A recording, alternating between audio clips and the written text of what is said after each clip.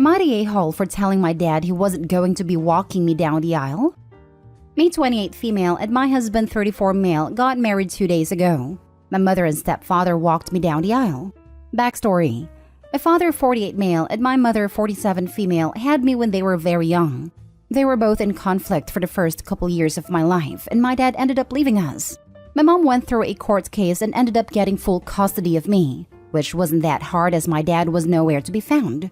A year after getting custody of me, my mom met my stepdad, 50 male, and fell for him immediately. They dated for a couple years, then eloped. My stepdad legally adopted me and we were one happy family. When I was 15, my mother told me that my birth father had contacted her and was trying to get contact with me. She told me I didn't have to meet him if I didn't want to, but she thought it would be good for me to know my father. I decided to meet with him, and he explained that at the time he was not financially stable enough to take care of me, and it was draining on his mental health, which is the reason for him leaving. I forgave him as he is still my father and I wanted a relationship with him. I started meeting him once a week and started building an okay relationship with him. I still wasn't 100% sure about him, but I wanted to give him a second chance. When I went to university, me and my dad grew out of touch a bit, and I would only see him a couple times a year. But I always had a relationship with him. Skip to 3 months ago, my fiancé proposed to me and I was over the moon. I called my mother and stepdad immediately and told them, and they were ecstatic for me. I asked them at a dinner a week later if they could walk me down the aisle and if my stepdad could give me away. They said yes, and my stepdad was so overjoyed that I thought of him that he even cried when I asked him. A few days later, my dad called me, fuming. I'm just gonna write how the conversation went. Him. How could you not tell me sooner? As your father, I have a right to know first.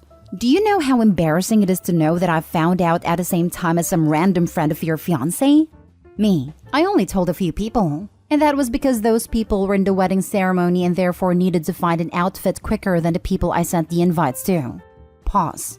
Him. But I'm walking you down the aisle. I am in the wedding ceremony. Me? My mom and Josh, stepdad, are walking me. Him. You're supposed to be walked by your father, not some tramp your mom found on the street. Me? He's not some tramp. And legally, he is my father.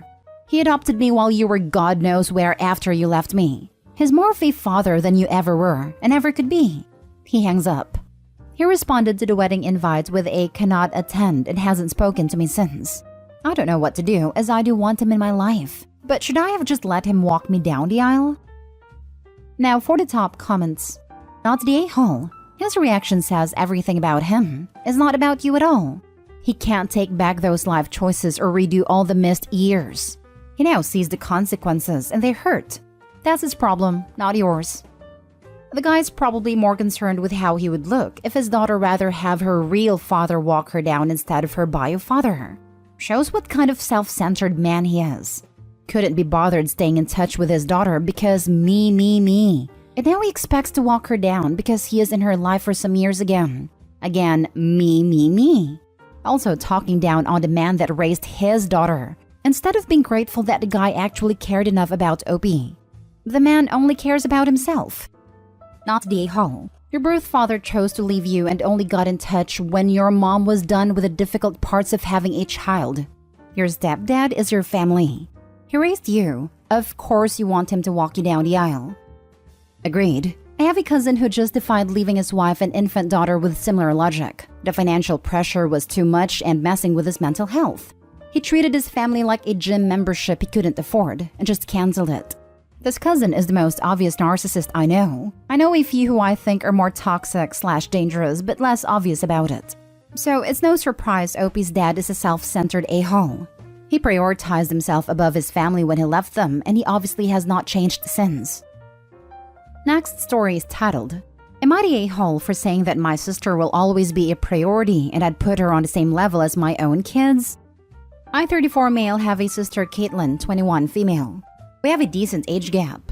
We're technically half-siblings but never used the term. Her dad left her before she was born and our mom died when I was 22 and Caitlin was 9. As I'd essentially helped my mom raise her, I gained custody and continued to raise her. I adopted her when she was 12, and while we do still refer to each other as brother and sister, she will always be my first kid. I changed her diapers. I started clothing and feeding her long before our mom died as our mom needed help financially. I was there for every nightmare, temper tantrum, survived the hormonal teenage years. She's my kid, no doubting that. Caitlin is at college now, but she still lives with me on breaks. I've been dating my current girlfriend, Abby, 32 female, for 8 months now. We've began talking about the future, what we see for ourselves, etc. I mentioned that it was important to me that Caitlin always had a home with me, that I'd always want a room set aside for her, etc. Abby was somewhat hesitant and asked why. I told her that if anything happened, I'd want Caitlin to have a safe place to land. Abby doesn't like that. She asked what happens when we have kids. I said I could care for all of them, but Caitlin is my first kid and should be a priority. Same as the rest. I'd do the same for any kid we had. Abby got pissed and said our kids would be my real kids and they should come before Caitlin. I refused. She told me this was wrong and I'd be a horrible father if I acted like this. Our hypothetical kids deserved better, etc. Am I the a-hole? Info. Buy a room set aside for her. You intend to have separate rooms for every kid you take care of? That can get unwieldy very fast. If you're saying that you want a general guest room that Caitlin can use anytime she needs it, that's one thing. But her own room that's only for her when she's now an adult and theoretically wouldn't be living with you? That seems a bit of an overkill. Most people can't or won't do that for their adult children. Because, well, they're adults. Yeah, it'd be more like a guest room. Though, of course, my biological kids will also have their own rooms to fall back on. It sounds to me that you and your girlfriend have had a major miscommunication about all this then. The girlfriend didn't object to having a room set aside. She objected to the very idea that Caitlin would have a place of equal importance and similar character in Opie's life to their hypothetical future children. I don't think that's a miscommunication. Not a-hole. This is the red flag you need to move on. This isn't someone you want to build a life with. Here's the thing. Opie really needs to think through what does it mean to have a room dedicated to an adult. Not now, but at some point, in your home. I understand the desire to make sure she always has somewhere to go. But buying a 3-bedroom home is different from buying a 4 or 5 depending on kids and life in general. Many people use bedrooms as offices. At some point, there has to be some sort of reasonable balance and expectation that little sister is responsible for and can manage her own life. I'm still going with the not the a-hole because of the whole real kids thing. Particularly in an 8-month relationship. It screams no compassion. However, I still think Opie needs to think more broadly and longer term. Lots of people have guest rooms though. Mine also doubles as a crafting room, etc. But if my adult kid needs it, it will always be theirs. Having a room that can become their space doesn't always look like a dedicated room. Next story. Am I the a-hole for taking back my offer to help with my friend's wedding? Last year, my friend Jess, 35 female, finally got engaged to the man she's been dating for the past 15 years. We live in a high cost of living city and Jess's finances have always been very tight. Her wedding budget was $5,000. It's workable since she works in catering and has connections, and her fiancé's family has a house with a big yard. I offered to take pictures for free. I'm an amateur photographer with a basic gear and a background in photojournalism. I'm not going to be hired to shoot for Martha Stewart's weddings, but I would have provided some nice pictures. Jess turned me down, citing my lack of a wedding portfolio. I thought that maybe she or her fiancé had access to someone with more experience, and I ignored her unusually snotty tone when she said thanks but no thanks. Fast forward to last Thursday. Jess calls me in tears because she does not have a photographer. Neither she nor her fiancé know anyone else, and she doesn't want to count on guests' camera photos. She asked if I can take pictures. I was more than happy to do so at the wedding and reception, but she wanted me to shoot the whole day. Her getting ready, traveling to the venue, the wedding ceremony, and her fiancé leaving the reception. I said I had other commitments that morning, but reiterated that I could show up an hour before the wedding to get some before shots and take photos at the ceremony and reception, including the usual post photos, family, wedding party, etc. She said I could either take photos for the entire day or not bother even coming to the wedding as a guest. She got married this past Saturday and I wasn't there. Am I the a-hole? Now for the top comments. Not the a-hole. She just wanted to use you as a last resort. She didn't consider your feelings or life at all. I don't think Jess is a friend to you. Not the a-hole. You know now where you stand. Do the whole day for free or not at all. Wow. Congratulations for standing up for yourself. Just think of the lack of gratitude and criticism of the pictures you would have taken. You dodged a bullet. I'm so sorry.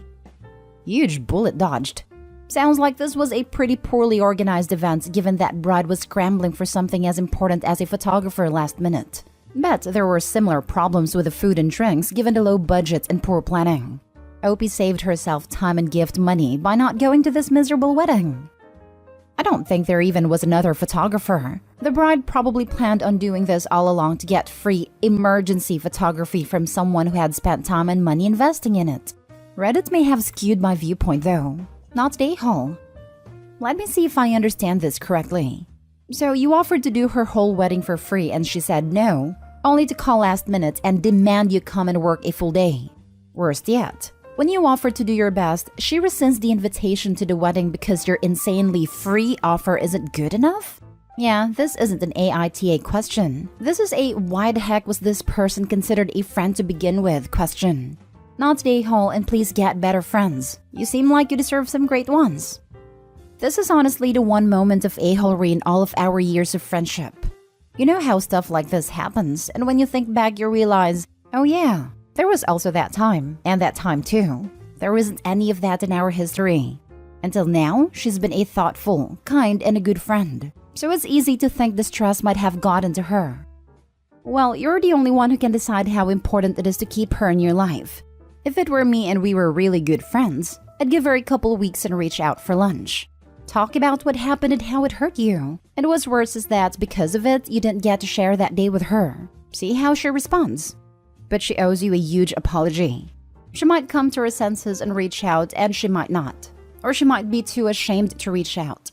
But again, it's really up to you how much you want to put into salvaging the friendship.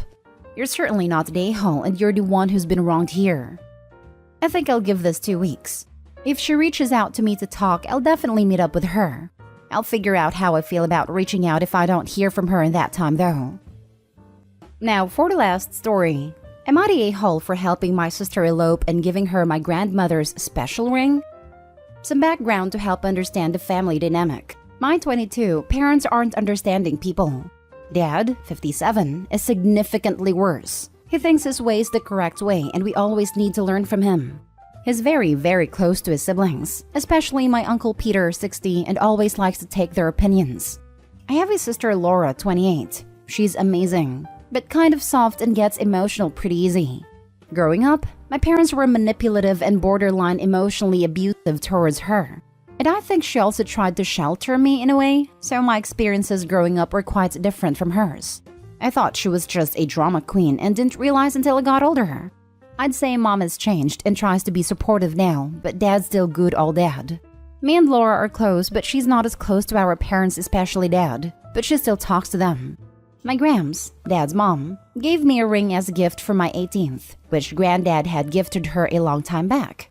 It's not worth a lot, but definitely a special piece. Okay, now to the issue at hand. A couple years back, Laura went on a date or two with a guy Harry, 30 I think, but nothing came of it. Fast forward to now, it turns out this guy Harry is from a very upper class family, and Uncle Peter is friends with his dad. I guess at one point Harry mentioned to him that he went on a date with Laura and Peter and his wife pretty much lost their minds, trying to get them back together and other nonsense. Meanwhile, Laura's been with Jack, 34, for over a year now and they are serious. Dad, of course, sat Laura down to convince her that Harry is the one. Also a side note, it's not like Jack is unemployed or something. He's an attorney and has a good background. I know there was a massive argument between all of them after Laura found out that Dad had literally gone to Jack and told him to leave her. Jack brought up the idea of eloping. I encouraged it, and Laura agreed. Me and a few others from Jack's side helped them set up everything and get a marriage license, and I gave Laura Graham's ring as a happy elopement gift. I did tell Mom vague details on what was going on, but Dad and Peter and company found out a few days ago. It's been a mess since then. Apparently, Uncle Peter's embarrassed and doesn't have face in front of Harry and his family. Dad's upset at me for helping them, but more so because I gave Graham's special ring for something like this. He said one of us could have at least told them beforehand and not created the situation now. I won't even get started on what's going on within the extended family. Was I the a-hole for helping them elope and also give Graham's ring away? Some people are saying I shouldn't have brought myself into Laura's drama, and my aunt actually said giving the ring away was the same as stealing it. Am I the a-hole for helping my sister elope and giving her my grandmother's special ring? You are a great sibling, not the a-hole.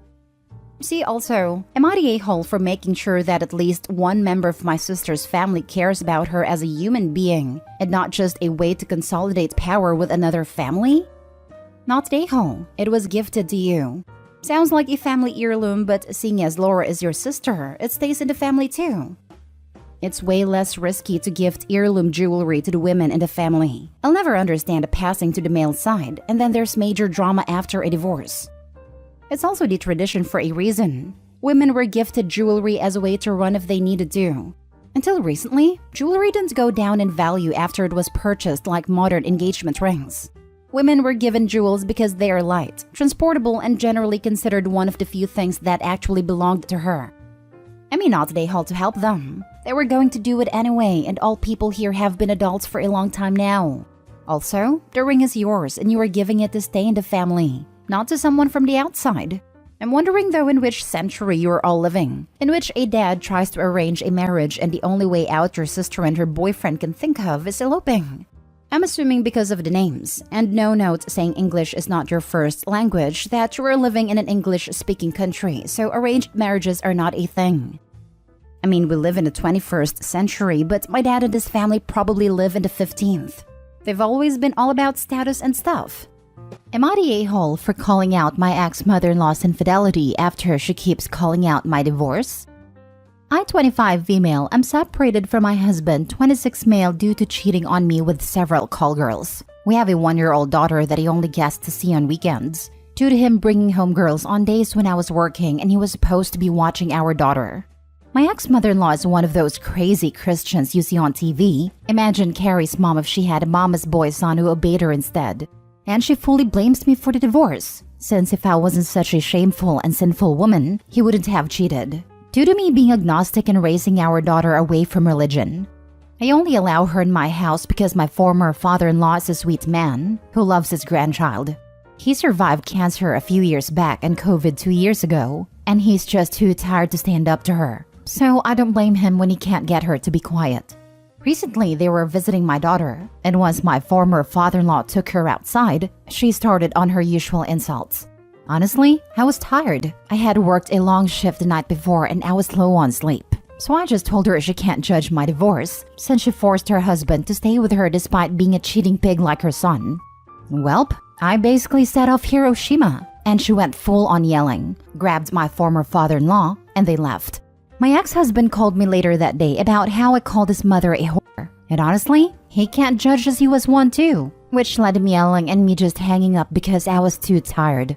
Now she's calling everyone, telling people how I insulted her. And while some agree with her that divorce is worse than cheating, others say her infidelity was worse. So am I the a-hole for calling out my ex-mother-in-law cheating after she wouldn't shut up about my divorce? Edit. Father-in-law only stayed with her because she was pregnant with my husband at a time. My ex is not my former father-in-law's biological child, and no test was needed to him being half Asian, while my former in-laws were both Caucasian. He stayed to raise my ex and his daughters. His daughters are his biological kid. They're twins a few years older than me, and both are no contact with their mother. Now for the top comments. Not a-hole, but you should have gone lower. I would have said he learned the cheating from you, so shut up. I don't know. I thought cheating pig was pretty sweet. Lol. Me too. Or something along the lines of birds of a feather flock together type thing. But yes, I thought Opie's response was a classic. Not the a-hole. But honestly, stop inviting her over. If she wants to see the baby, they can see her on dad's time at the weekend. Not the a-hole. Yeah, I'll tell father-in-law that he is always welcome to see his grandchild, but she is not welcome in your home. Maybe see if he wants to leave her. He can move in and be a stay-at-home grandpa. You get support and he gets peace. This is a wonderful idea. The mama's boy can move back with mama. Father-in-law can finally enjoy being a grandpa. And mama gets to live in, loving friend who cares for her child as much as she does. My ex-mother-in-law tracks my former father-in-law and doesn't allow him anywhere near my child without throwing a huge tantrum. I'm currently just dealing with her until I can collect enough evidence of spousal abuse to help him divorce her. He only stuck around so long due to my ex, so he could have a father. And my sister-in-law, twin older sisters, both are no contact with their mother. My brother-in-law is a lawyer and he helped me with my divorce, and now we're helping my father-in-law. I'm hoping to get full custody of my daughter when she's older. Next story. Am I the a-hole for not letting my daughter miss out on stuff just because her half-sister doesn't get to go? My husband has a daughter from a previous relationship, Maddie, 15 female. Before I even met my husband, Maddie's mother moved abroad, and Maddie decided to go with her. My husband and I have been married for 10 years now, and we have an 8-year-old daughter, Abby. Maddie visits us for the whole summer and 2 weeks in the winter, and we go to her when Abby is on spring break. We obviously save big family trips for when Maddie is with us. Same with any other once-in-a-lifetime event. However, my husband is consistently reluctant to do pretty much anything without Maddie. I try to be patient, but it feels like we can't do anything throughout the year until she gets there. An example, we live near a water park. We have season passes and take Maddie all throughout the summer. But my husband refuses to go until Maddie comes to stay with us. And he doesn't want Abby to go as it's unfair. I've tried discussing this with him, but he won't budge. Sometimes I win him over, but then he complains the entire time that Maddie isn't there. Abby loves Taylor Swift, who was going to be in the area for a limited time and before Maddie would arrive. My mom somehow scored us tickets, and Abby was so excited. My husband said it wasn't fair because Maddie also loves Taylor Swift, and she doesn't get to go. I said I'd take both girls to another concert during the summer, as there's going to be a few other artists that I know Maddie likes in the area. But my husband said it still isn't fair and tried to ban Abby from going. And because I know it will be asked, it's not possible for Maddie to fly out for the concert. She still has school and important exams that can't be missed. I put my foot down and said that life isn't always going to be fair. Maddie lives in another country, so she is going to miss out on things. It's not fair to ask Abby to give up fun opportunities because Maddie can't come. I pointed out that Maddie gets to do fun things with her mom while Abby isn't there, which I think is completely fair. But my husband said that's different because his ex isn't Abby's mom, but he's Maddie's dad. Eventually, he could see I wasn't going to give up and said yes to the concert. My mom, Abby, and I attended and we had a great time. It was Abby's first concert, and she loved it. Now my husband says I bullied him into this, and that if Maddie didn't get to go, Abby shouldn't. Maddie is disappointed she didn't get to go, but seems happy for her sister. Am I the a-hole? Not the a-hole. By your husband's logic, he should object to any fun activity Maddie participates in when she is with her mother because Abby can't go. It's not different. It's the exact same thing. And he is letting his guilt negatively impact your daughter from enjoying her childhood. His daughters live in different countries and have different mothers. The daughter you share doesn't need to miss out because of it. Yes, OP, this is a very easy issue to fix, and I hope you'll have the courage to do it. All you need to say to your husband, Maddie gets to do fun things with her mom alone, so Abby gets to do fun things with me alone. Either accept that, or I'll divorce you. Then I'll be more able to do things with Abby alone, and then you get to choose what's fair to do when you get the girls. I will not sacrifice my child's happiness for you. And honestly, you shouldn't sacrifice your child's happiness over his guilty consciousness. Not the a-hole. The longer this behavior continues, Abby will start to feel Maddie is more important to their dad. He's trying so hard to make sure Maddie doesn't miss out that he's making Abby miss out. Maddie has her life with her mom, plus her life with her dad. And what? Abby is supposed to sit around and put parts of her life on hold? Missing out on experiences and chances to learn and grow in the meantime? I don't think so. Your husband needs to reassess how he's handling things, or this could really harm Abby's future relationship with both him and her sister. OP, this comment needs to be seen by your husband. Abby is going to question the dynamic soon enough, if not already thinking about it, and it may cause friction when Abby's older. Not the a-hole, but your husband is. Not the a-hole. Just like Maddie does things with her mother, feel free to do things with Abby as her mother. Whether your husband chooses to join or not is up to him. Your life should not be on pause, just because Maddie lives somewhere else the rest of the time. This is a great point. Does he try to make sure Maddie doesn't have fun unless Abby's there? His logic doesn't logic. Based on your post, if Maddie moved with her mother before you even met, and Abby's 8, that means Maddie was 6 or younger when she left. That was not her decision. A. She wasn't old enough for any family court to take that into consideration. B. Based on your spelling and the content of your post, you're American, and she could not have legally left without your husband's specific approval. Sounds like he's trying to make up his own parental guilt and has inadvertently wound up punishing you and your daughter in the process. Not the a-hole, of course. Next story. Am I the a-hole for telling my wife to mind her own business? My wife, 37 female, and I, 38 male, moved to a new neighborhood about 3 years ago with our 2 kids, 8 and 6. Our neighbors across the street have 2 kids, 9 and 7, that our kids quickly became friends with. We would hang out with the parents as well, and my wife became close friends with the mom. The dad and I got along fine, but never as close as my wife and the mother. Unfortunately, about a year ago, the parents separated and the mom filed for divorce. Apparently, the dad had an affair.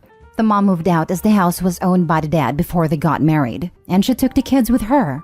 According to my wife, the mom tried to get full custody of the kids, but the dad asked for and was granted partial custody.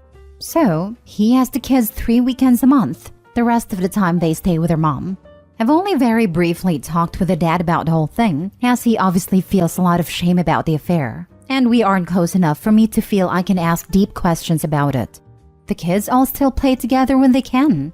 I noticed my wife would make it a point to make sure our kids invite them over to our house. I also noticed that my wife was asking neighbor kids some pretty odd and honestly rather intrusive questions about their dad. Like if he has friends over at his house when they are there, what he feeds them, what rules he has at home or do they feel safe there, etc. This past weekend, the kids were at our house and stayed over for dinner, and my wife asked the kids if they like hanging out with their dad or mom more. I cut in before the kids could answer and changed the subject to watching a movie after dinner. As my wife and I were cleaning up, I asked her what the hell all the questions are about. She said that her friend is still trying to get full custody of their kids, and she asked my wife if she would keep an eye out for anything that she could use to build a case against the dad. I was shocked. I told her that's none of our business, and she needs to stay out of it. I told her it seems like her friend is still upset about the affair and is using that anger as justification to try and take the kids away from their father. I told her that neither of us have ever seen a single thing to indicate that this guy is a bad father. Sure, he had an affair, and that makes him a bad husband, but that has zero influence on his ability to be a good, loving father. I told her what her friend asked her to do was gross, and the fact that she's going along with it is something that I strongly disagree with. I told her she needs to mind her own business. She said she's just trying to look out for her friend, and she's trying to make sure the kids end up in a situation that is best for them. I told her that essentially spying on our neighbor is not her responsibility, and she's definitely in the wrong for asking the kids the kind of questions she does. She feels she's completely justified, but I do not. Now for the comments. Not the a-hole. Putting the kids in the middle and using them as a weapon to hurt the father is not what's best for them, even if he is a jerk. My father did this to me when my mother divorced him. It was not appropriate for a child. I'm now 66, and it still bothers me. This post really bothers me. If your wife cares for these kids, she will make your home a safe place for them instead of an interrogation room. I agree. The only thing that really matters is how the kids feel, and they need to feel safe above all else. I was constantly involved in adult conversations when my parents divorced. Opie's not the a-hole, but his wife may be. Not the a-hole. Your wife is way out of line. And more importantly, doesn't see that she's way out of line. OP, you realize that if you two ever got divorced, this is the level of viciousness she considers pretty normal. Not the a-hole, and her friend is wasting her time. Custody has been granted, and it sounds like there was a full fight and legal ruling by a judge, as mom tried to get full custody and dad was granted 3 weeks. In most places in the US, unless there is a substantial change of circumstances, you can't just get back in front of the judge for a redo. She could be appealing, but unusual. In fact, her having your wife interrogate the kids is most likely against the parenting agreement/ruling. She could help lose her friend time if the father can prove the continued violations of the agreement, badgering the kids for info. Last story. Am I the a-hole for not telling my family they wouldn't get anything of my grandpa's inheritance and doing as I see fit with it? My grandpa had stage 4 lumbar cancer. and was in hospice care for the last weeks of his life. My family was mostly not involved to hostile during this. Anyways, we found our grandpa had cancer 2 years ago, and my family started to act like lunatics. But not in the way of concerned family members, but like performative a-holes. The only ones really caring were my cousins and I. You know the movies Knives Out? Like that. Every conversation, they brought up the will and asked him to give them their share as to avoid paying inheritance tax. Then, when the cancer progressed, he said he didn't want interventions and just wanted to live his last months in peace.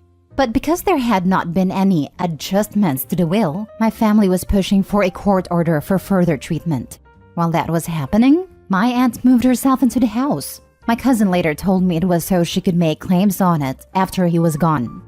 She is not a medical professional, but she made him go keto and paleo, and he was too weak to fight her on that. So, my cousins and I started to go over and take him out.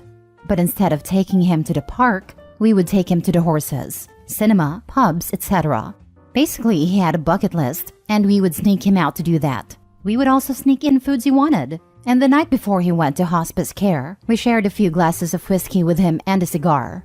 That night, he told us we were the sole inheritors of his estate, with our oldest cousin being the executor of it.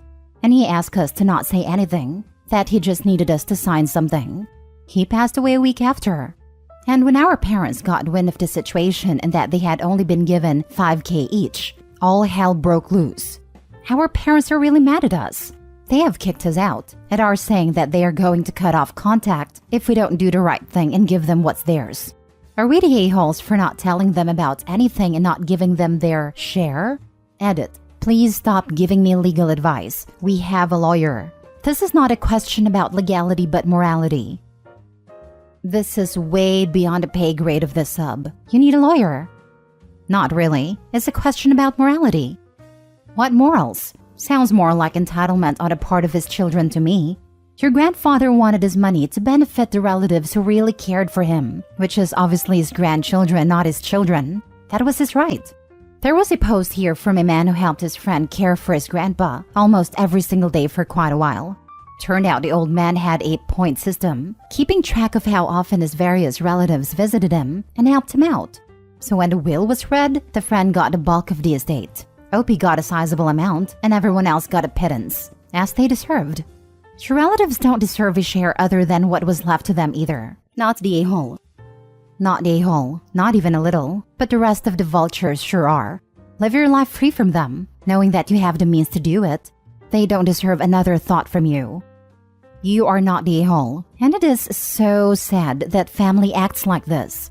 Look, if you did give them something other than what the will gave, you are not honoring the wishes of your granddad. It was his estate, and he decided how it was to be divided. Honor him and do not give in to greedy family. They suck. Am I the a-hole for not selling a property that my parents promised someone? About 10 years ago, a family friend owned 2 commercial units but couldn't keep up with the associated costs.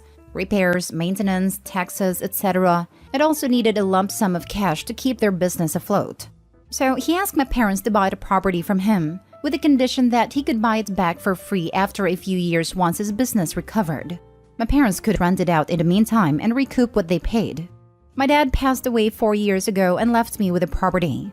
I renovated it and have been renting both units out since then.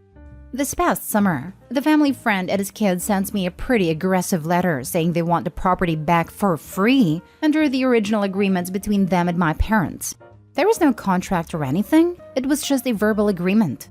They eventually said that they'll buy it back for the original purchase price of $80,000, but the property has increased in value by 12 times since then. Plus, I've put a decent amount of money in it for renovations. I've never met these people, and I have no intention of upholding a verbal agreement that I was not a part of. So I told them no, and not to contact me again. They've been sending me threatening letters with semi-legal threats. I talked to a lawyer and he said they have zero claim and that I'm in the clear. Am I the a-hole for ignoring them and keeping the property? Now for the top comments. Not the a-hole. Honestly, the original agreement sounds like he was taking advantage of your parents. Screw this guy. They were. My parents were extremely kind, and many people took advantage of them throughout their lives, unfortunately. Make sure you have some type of security/cams in the property. Obviously nothing that would make your tenants uncomfortable, but maybe sharing that you are being harassed and want to be sure they don't get harassed. Not the whole. They don't get to sit back and reap the benefits of 10 years worth of work and maintenance. A few years for the original buyback agreement with your father and not you is not 10 years. That opportunity between the two original parties came and went. Especially after they were not only maintained, but renovated. Realistically, these are no longer the same units that were part of the original agreement. For free?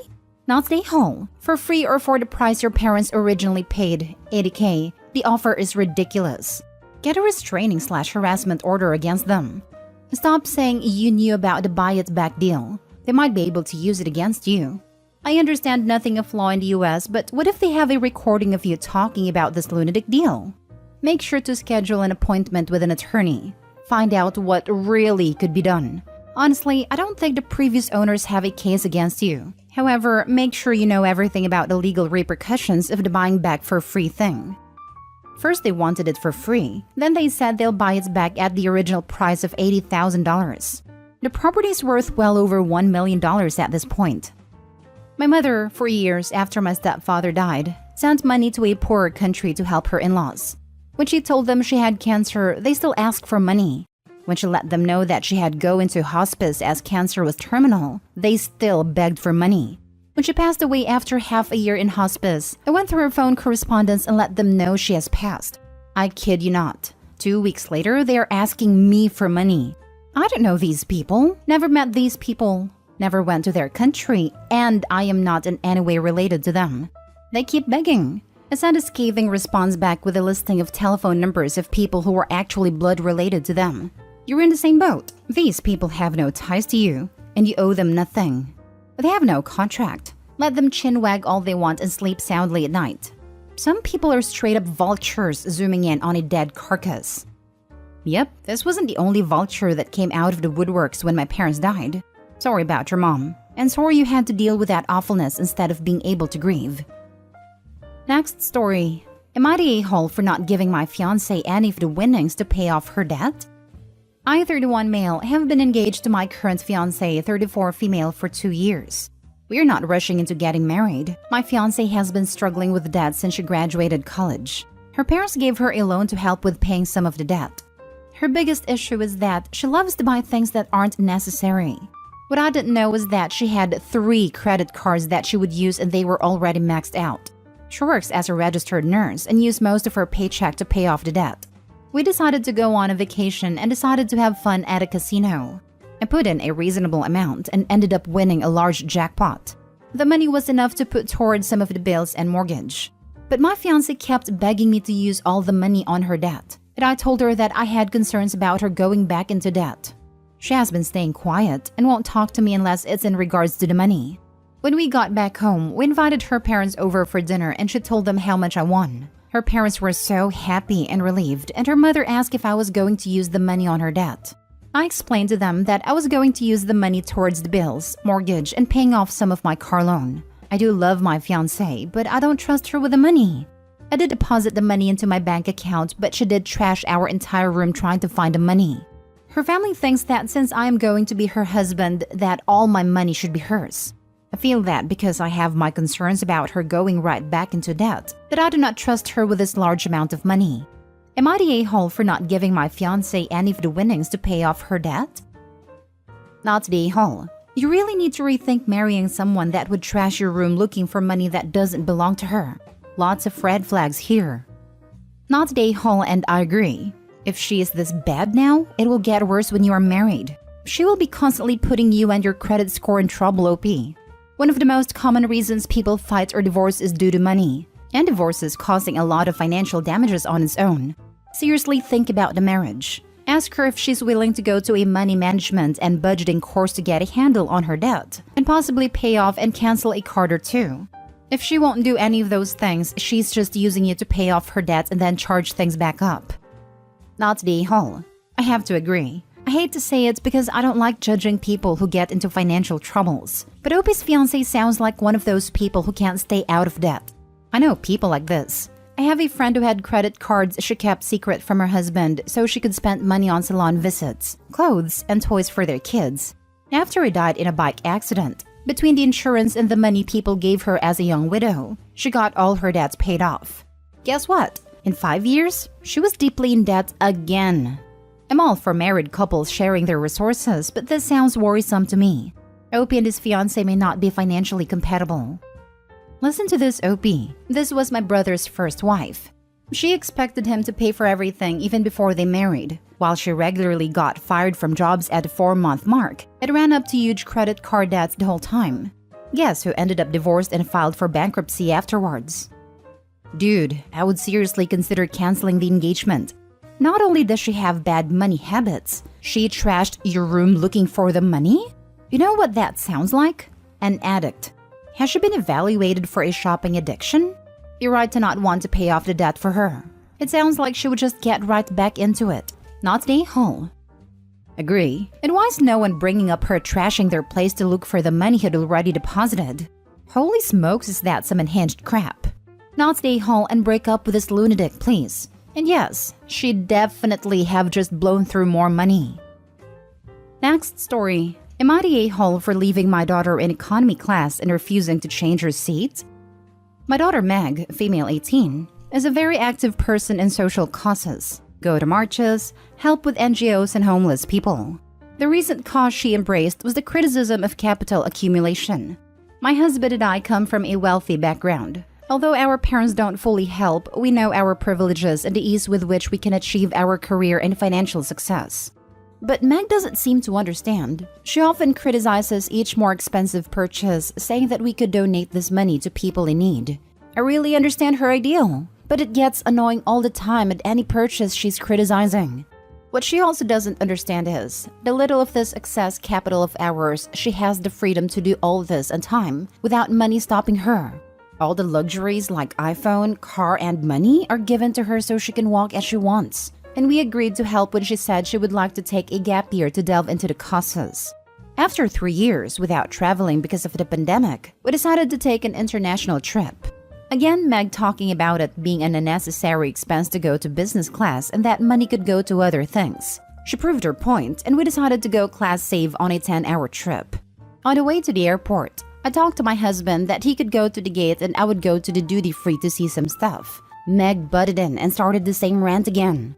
I was already pretty annoyed about it despite giving her a warning to stop, but I saw that she was going to be on this the whole trip. At check-in, the attendant asked if we'd like an upgrade to executive, and when Meg threatened to start over, I accepted and asked for 2 seats. She was quiet, asking if we weren't going to do it for her, and I was very honest, saying that I wasn't willing to spend 10 hours listening to it. I don't want to enjoy too. She started to say we should all stay in economy, and I said no. She got annoyed about it. On the trip, she didn't enjoy anything and stayed on her cell phone. On the way back, I offered to pay hers and she refused. When we got home, she said that we knew that she's financially dependent on us, and that we accepted to support her financially, and that we refused to upgrade even though she couldn't do it to prove our point, and that we were vindictive for being fed up with her pointing out only the truths. And if we don't like her way, let her know and don't punish her. She is giving cold shoulder so far 5 days later. Am I the a-hole? Now for the top comments. Not the a-hole. Meg is though, if I was you, I'd just do malice compliance. Let her know that you support her in her causes. She doesn't want you to spend money that you could donate? No problem. She wants a new phone? Perfect. She can get the lowest cost flip phone, and the rest that you would have spent on a new iPhone will be donated, as will her old phone. Having a car is a luxury. Time to sell it. She can get a transit pass, and just think of how many people you could buy a transit pass for with all the money you save on not paying gas and insurance and from the sale of the car. Birthday and Christmas presents are a luxury. Get her a cake to celebrate her birthday and a card with a donation made in her name to a cause she cares about as her gift. No more vacations. Those are a luxury, so she can't come on those anymore. The portion you would spend on her will be donated. Meg needs to get a job so she can get some perspective. She's acting spoiled, entitled, and not understanding her privilege. And quite honestly, being a hypocrite. She's mad that you upgraded, but then mad that she didn't get an upgrade. Not the a-hole. Go further. Let her practice what she preaches. She's fine imposing her values on others. Let her live them herself. Also, ask her what charities you want your estate to be donated to, as she gets no inheritance. It's easy for Meg to be hypocritical brat when there's no penalty for her. Let her live how she lectures, and don't let her back into your good graces until she apologizes for her behavior. Not today, Hall. Your daughter is a major hypocrite. She doesn't want you flying first class, but is upset that you didn't upgrade her to first class. It's honestly time for you to set the record straight with her. She is well aware that she is financially dependent on you, and yet she criticizes your every financial move. Tell her that the money you're spending on her would be better off being donated, so she should stop with the hypocritical rants unless she can actually survive financially being on her own. She thinks that she's so righteous and woke, but any poor person would get annoyed with the BS she's pulling. She's all talk and no act. Sure, she goes to rallies and stuff, but her lifestyle does not reflect it considering she actually likes the luxuries of having rich parents, like going on unnecessary trips and getting everything paid for her. Not to mention, no matter how wealthy her parents are, them spending that money is beneficial to the economy. Cycling their wealth back into the economy is exactly what they should be doing to help. The problem is the rich that hoard their wealth and refuse to let it see the light of day again. Honestly, grew up in a single-parent home, and your comment about how poor people would get annoyed about her BS is so spot on. Growing up in low income, you know damn well you were low income. Sure, mom needed help here and there, but we managed. I would have been so angry if one of my friends was running around with a new iPhone, could take a year off while mom and dad paid and all that, had the nerve to rant near me how her parents were wasting money. I'd feel like she was taking the piss on me. I was happy at home, a privileged girl just reminding me I was low income while whining how people should donate while sucking on mom's and dad's wallet. Yeah, we wouldn't be friends for long. Last story. Am I the a-hole for selling my wife's LuLaRoe? My wife has recently started a side business or hustle. I don't know the exact word she uses. Recently with this LuLaRoe company, which it says is a great opportunity to get more money, to which I thought it was okay and just left her alone, maybe occasionally asking her how it was going. We have a shared account, but my wife likes managing it because she's a perfectionist and admittedly usually better at handling finances than me, so we agreed to leave most of it to her. I thought it was a mostly innocent side job, but I did ask her to tone it down when some friends complained about her messaging them privately about her whole thing. She seemingly took it well at first, but she went silent with me for a day or two because I apparently wasn't supporting her.